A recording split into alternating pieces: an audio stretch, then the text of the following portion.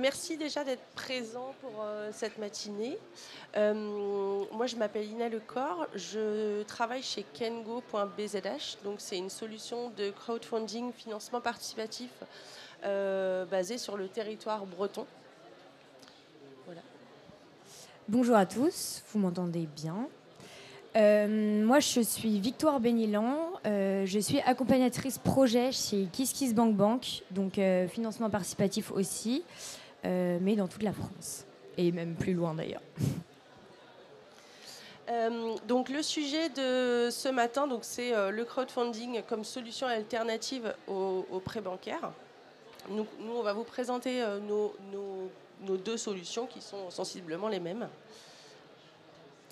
Donc première chose, déjà, voilà, à quel moment on peut faire appel au crowdfunding, au financement participatif.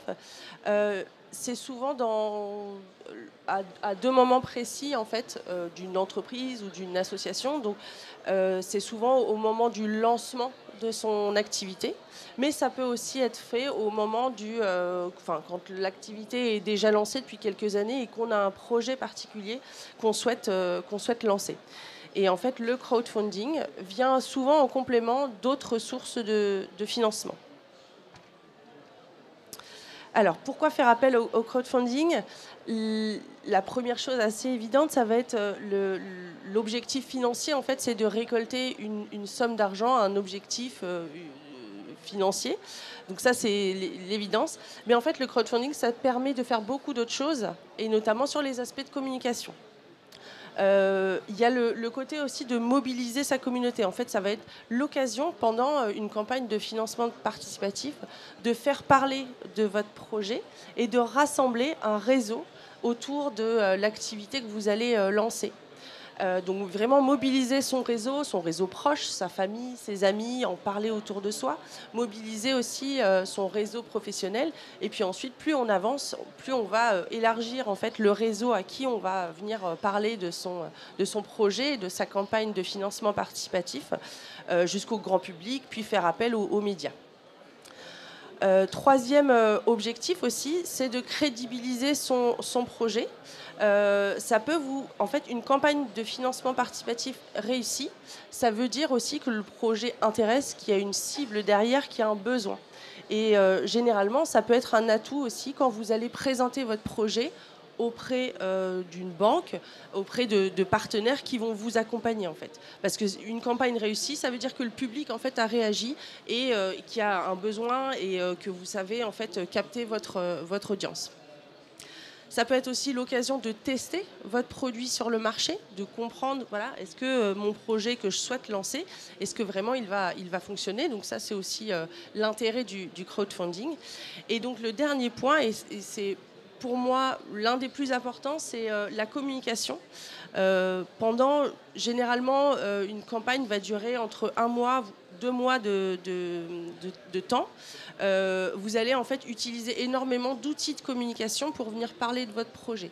Vous allez en parler autour de vous, de vive voix. Vous allez peut-être créer des vidéos, créer des visuels, créer des textes, rédiger des communiqués de presse, envoyer des newsletters, utiliser les réseaux sociaux, donc créer des posts, des visuels, des vidéos, les animer, faire de la publicité.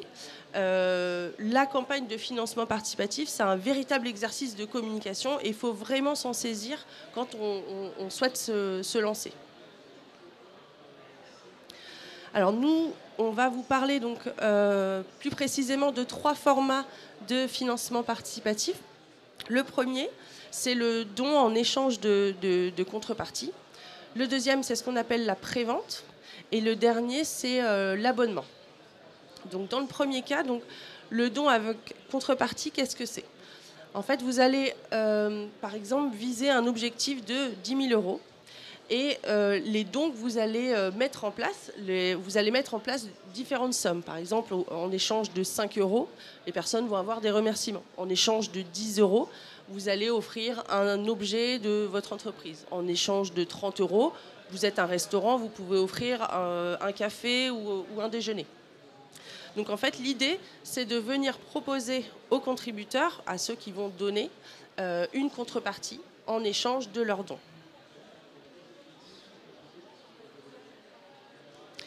concernant les contreparties, alors il y a 3 grands types.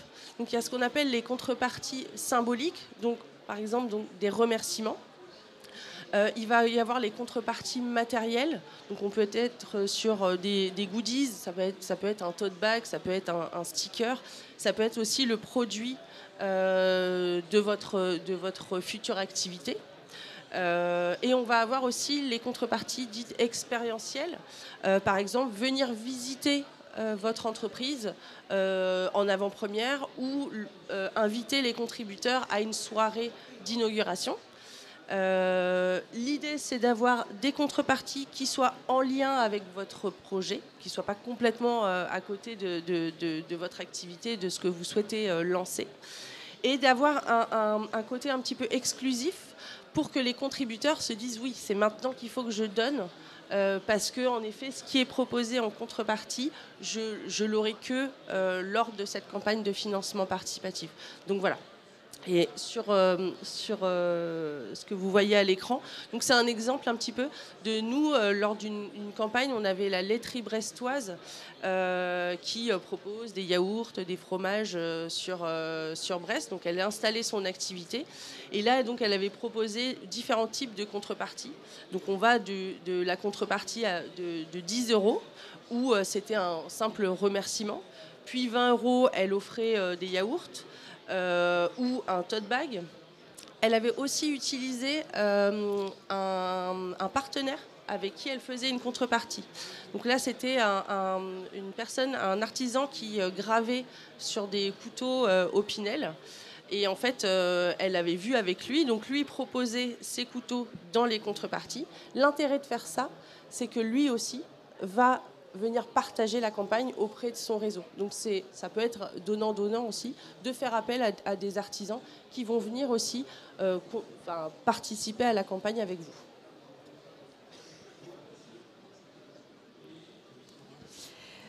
Donc pour faire une campagne de financement participatif, il y a quasiment autant de temps de campagne, si ce n'est plus, en préparation. Donc une campagne de financement, ça se prépare bien en amont. On ne se dit pas, tiens, j'ai une super idée, je la mets sur une plateforme et on verra si ça fonctionne. Ça demande au moins 1 mois à 2 mois de préparation. Donc, comme on le disait avant, déjà en termes de communication, tous les aspects de communication doivent être préparés en amont. Donc, savoir comment on va communiquer, qu'est-ce qu'on va raconter, comment on va le raconter. Fixer un objectif et une durée. Donc ça, c'est quand même la base. Une campagne de financement participatif, elle tourne autour de 30-40 jours. Je ne sais pas chez vous si vous faites la même chose. Ça, c'est principalement pour qu'il y ait un effet d'urgence. Donc en fait, on voit bien pendant une campagne de financement, au début, on va faire appel donc, à ses proches, aux gens qu'on connaît, qui connaissent un peu le projet avant parce qu'on leur en a déjà parlé. Eux vont participer dans tous les cas. Quoi que vous fassiez, ils vous soutiennent, vous, en plus du projet. Donc eux vont mettre de l'argent. Ensuite, il va falloir aller convaincre d'autres personnes. Et c'est là que l'objectif est très important parce que si on ne l'atteint pas, on récolte rien. C'est du tout ou rien chez vous aussi. Toutes les plateformes ne font pas ça.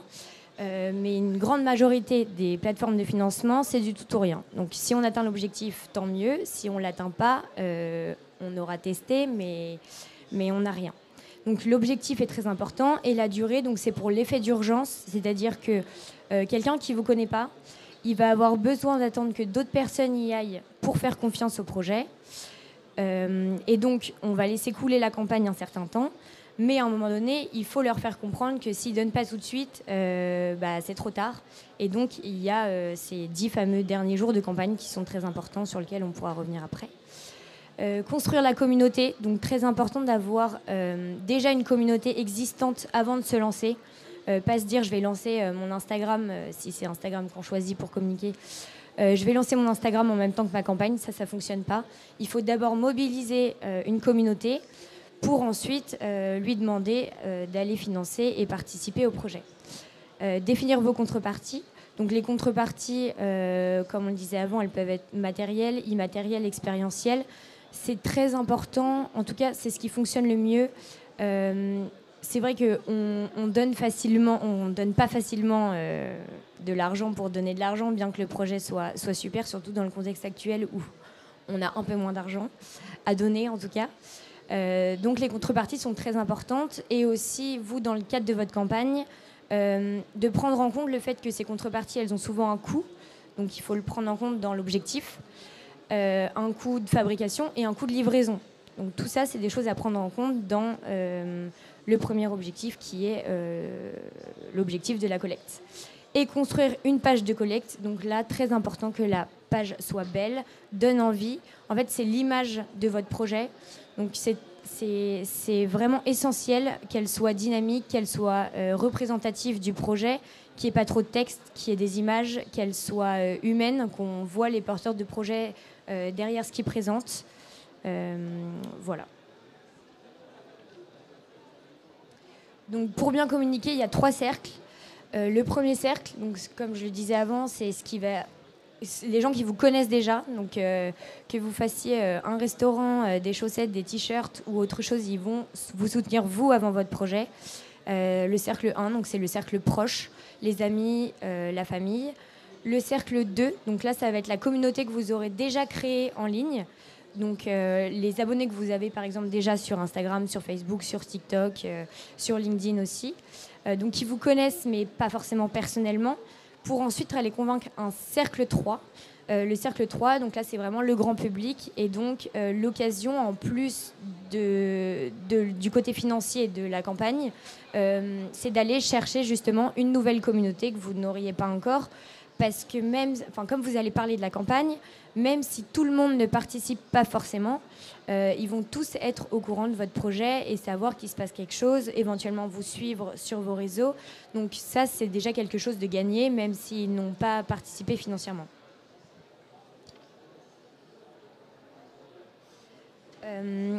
Il y a donc l'objectif de prévente, en plus de l'objectif en cagnotte. L'objectif de prévente, ça va être de prévendre ce que vous allez proposer. Donc, par exemple, je monte une marque de vêtements, je vais mettre en prévente mes t-shirts, mes chemises et mes pantalons. Généralement, c'est choisi pour les créateurs, les artisans, ceux qui ont quelque chose de vraiment matériel à proposer. La prévente, elle permet en fait une campagne de financement participatif, elle se fait à partir du moment où vous êtes au stade du prototype. Donc le prototype, il est imaginé, il est dessiné, il est créé. Donc on a un rendu visuel, pas encore matériel. Et souvent, pour pouvoir payer les fabricants, ou en tout cas le matériel, si c'est vous qui faisiez vos produits, on a besoin de trésorerie. Et donc ça permet justement de créer une campagne, de dire aux gens, voilà, moi je crée ce projet, j'ai cette idée. Il sera livré 6 mois plus tard. Ça, c'est des choses que les gens qui participent en financement participatif sont habitués à avoir, c'est-à-dire des frais de livraison, des délais de livraison qui sont largement supérieurs à un site classique. Et donc, ça permet d'avoir de la trésorerie pour ensuite pouvoir mettre en fabrication ces fameuses préventes et également de savoir, voilà, moi, j'ai besoin d'en fabriquer 200 pour que ce soit rentable. Voilà, si ma campagne de financement, elle n'atteint pas ces 200, je préfère, entre guillemets, que ce soit un échec et qu'on n'y aille pas plutôt qu'en faire 100 et que finalement ça me coûte beaucoup trop d'argent et que je ne puisse pas aller au bout du projet.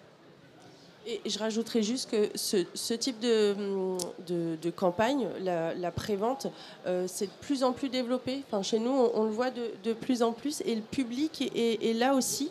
Parce qu'en fait, dans le contexte actuel de réchauffement climatique, de produire toujours plus, là, l'idée, c'est vraiment de produire uniquement en fonction de ce qui a été précommandé et pas d'avoir des stocks supplémentaires derrière. Donc ça, c'est ce type de campagne-là était en tout cas chez nous un petit peu moins connu et moins utilisé. Et c'est utilisé de plus en plus par justement des créateurs. Donc ça peut être une marque de vêtements, mais c'est aussi beaucoup utilisé pour ceux qui vont enregistrer un disque, un album, ceux qui vont éditer aussi des livres, par exemple. Et je reviens du coup sur la cagnotte. C'est très bien aussi de faire une cagnotte et quand on n'a pas forcément le besoin particulier de faire une prévente, on peut continuer en cagnotte. Mais ça sert à rien de faire une cagnotte et de proposer des goodies qui n'ont rien à voir avec ce qu'on veut faire, juste histoire de donner une contrepartie. Ça non plus, ça fonctionne pas, plus du tout, parce que voilà, ça sert à rien. Dans la tête des gens, ils se disent ok, en fait, elle vend un truc super génial, mais au final, on va avoir un truc qui n'a rien à voir. Des goodies fabriqués made in China qui vont demander d'être amenés ici, qui vont demander d'être envoyés ensuite, qui représentent un coût supplémentaire, donc qui fait que l'objectif est bien plus élevé. Tout ça, ça sert à rien. Donc en fait, vaut mieux vendre quelque chose qui vraiment a un sens avec votre projet que de proposer une contrepartie pour proposer une contrepartie. Donc oui, là vous avez un exemple voilà, d'une campagne chez nous qui avait fait de la prévente. Donc là on le voit, il y a une vidéo en présentation. Donc ça fonctionne très bien, toujours pour le côté dynamique, humain. Les gens ont vraiment besoin de voir qui se cache derrière les projets, parce qu'en fait le financement participatif c'est clairement une aventure entre les contributeurs et les porteurs de projets, vu qu'ils font partie en fait officiellement de votre projet à partir du moment où ils ont contribué. Voilà, c'est très important, ce côté humain et ce côté qui vous rassemble et qui fait que voilà, vous êtes une équipe qui fait qu'ensemble, vous allez réussir à aller au bout de ce projet. Il y a des campagnes abonnement. Donc abonnement, c'est pour des créateurs qui ont besoin d'un revenu récurrent. Là, ça va être plus pour des créateurs de projets, des créateurs de contenu, pardon. Qui, eux, voilà, n'ont pas forcément quelque chose de matériel à offrir, mais qui ont besoin toute l'année d'avoir une communauté fidèle, engagée. Donc pour aller, là je pense notamment aux youtubeurs par exemple, eux, ils ont pas vraiment de revenus. Ils vont avoir voilà, besoin du soutien de leur communauté pour continuer de la faire vivre. Et donc par ça, on a créé l'abonnement. Il y a aussi voilà, des gens qui font qui proposent des produits récurrents. Donc, par exemple, aujourd'hui, la box, le concept de la box est de plus en plus connu. Donc, voilà, des gens qui vont recevoir des choses tous les mois ou en tout cas faire un don tous les mois. Il n'existe pas de trop petits dons. On peut donner 2 € par mois, ça aide toujours. Et au moins, ça permet de faire vivre justement des gens qui ont besoin d'un revenu un peu plus récurrent et pas one shot.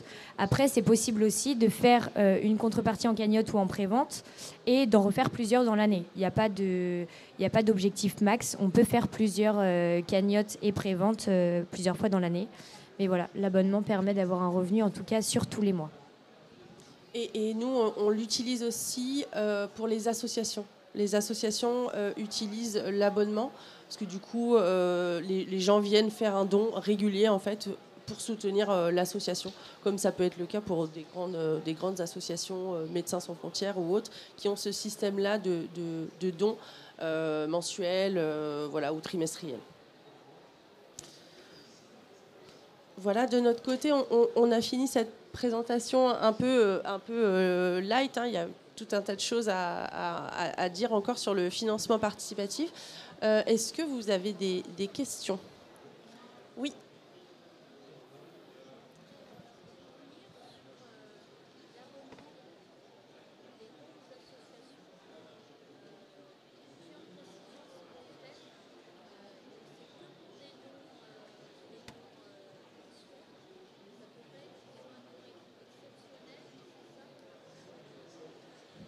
Du coup, là, on est sur l'abonnement, sur la récurrence des dons. Chez nous, en tout cas, on propose l'abonnement mensuel et trimestriel. Voilà, ça, c'est un choix des contributeurs et des porteurs de projets qui proposent soit mensuel, soit trimestriel.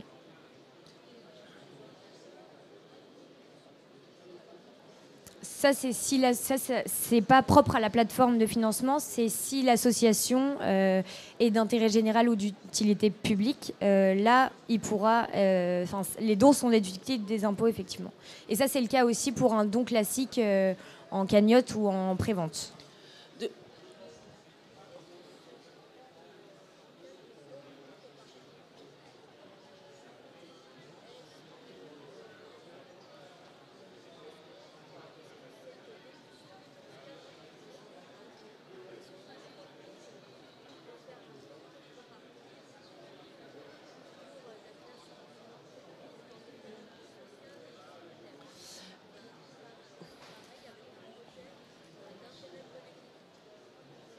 Alors, juste pour que tout le monde entende, on parle des dons et de la déduction au niveau des impôts. Alors ça, je pense que c'est possible chez vous comme chez nous.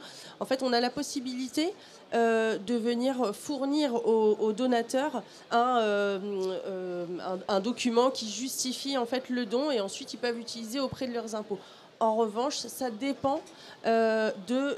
C'est souvent des associations. Moi, j'ai un doute sur le côté entreprise, même si elles ont l'agrément ESUS. Normalement, c'est une association qui est d'intérêt général.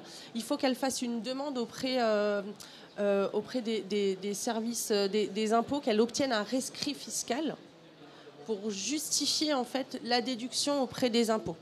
Nous, ensuite, si l'association nous dit « moi, j'ai bien ce rescrit-là », il n'y a pas de souci. Nous, on active en fait la fonctionnalité qui fait qu'à la fin de la campagne, si elle a réussi, hein, bien sûr, les donateurs ils vont pouvoir télécharger en fait le document qui va pouvoir justifier de leur don.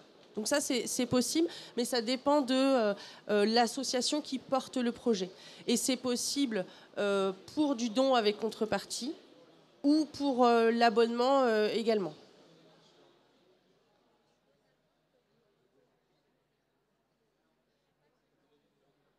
Oui, les donateurs peuvent être des entreprises. Chez nous, ça se fait peu encore. On a quand même, on va dire qu'il y a 90% des donateurs, ce sont des particuliers. On a quelques entreprises qui font des dons, mais c'est vraiment spécifique à certains projets. Et parfois, c'est aussi parce qu'il y a des contreparties qui vont en fait être, qui seront pour des entreprises. Par exemple, je sais que là, on a une collecte en cours. Dans les contreparties du projet, il va y avoir le logo de l'entreprise affiché sur le site internet. Il va y avoir l'allocation de salles offerte pour une entreprise. Donc, ce porteur de projet-là a vraiment défini des contreparties d'un côté pour les particuliers et d'un côté pour les entreprises. Mais nous, on leur a quand même dit, attention, les entreprises n'ont pas encore énormément tendance à faire des dons sur les cagnottes de crowdfunding. C'est possible, mais c'est encore peu développé, en tout cas chez nous. Oui, chez nous, c'est un peu plus développé, mais on a la possibilité aussi de créer des contreparties spécifiquement pour les entreprises qui ne sont affichées que pour les entreprises. C'est-à-dire que les particuliers n'ont pas accès à ces contreparties-là, ce qui donne un appui supplémentaire pour les entreprises en leur faisant comprendre que voilà, on a pensé à eux et que c'est visible que par eux. Et voilà.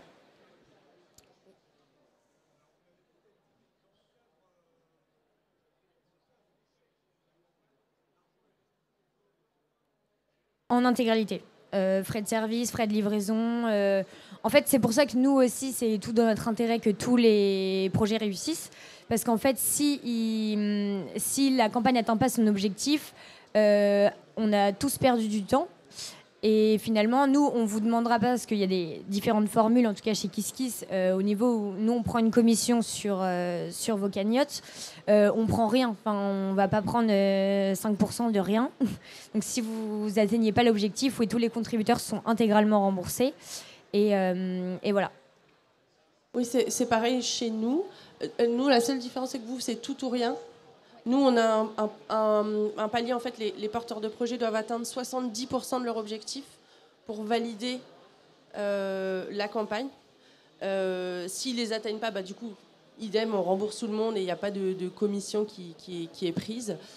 Et on pousse quand même les gens à aller vers les 100%. Nous, on a un taux de commission qui est dégressif.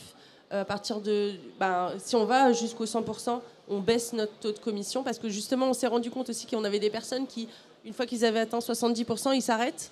Ils font plus l'effort en fait d'aller au bout parce qu'ils se sont dit, en fait, c'est bon, j'aurai les sous que j'ai déjà commencé à récolter. Sauf que nous, le but, c'est de pousser les gens quand même à aller atteindre leur 100%, voire de les dépasser. Et je crois que c'est pareil chez vous. On a mis en place des paliers supplémentaires.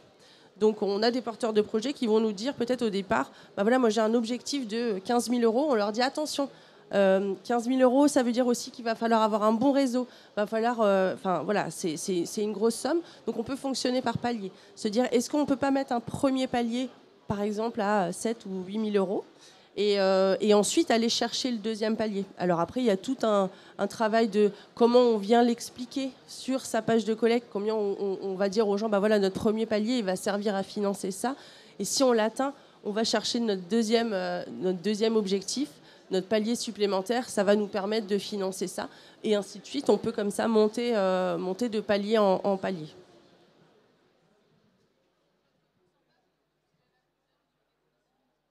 Nous, il est à 8%. Une fois qu'on a atteint les 100% de son objectif, sinon il est à 10,5%. Et nous, on a 3 formules. Une formule gratuite qui permet d'avoir 2 contreparties et qui n'a pas d'accompagnement. Ensuite, on a une formule à 6%, donc elle qui permet de bénéficier d'un accompagnement essentiellement par mail. Ensuite, on fait 1 ou 2 visios pendant la campagne si besoin. Avec contrepartie limitée et tout ce qu'on veut sur la page. Et un dernier accompagnement à 12%, où là, on a vraiment un accompagnement personnalisé avec un coach dédié, essentiellement en visio, un service de mail plus rapide que les autres. Voilà. Et ça, c'est pour des très gros projets qui ont vraiment besoin d'une réflexion plus stratégique.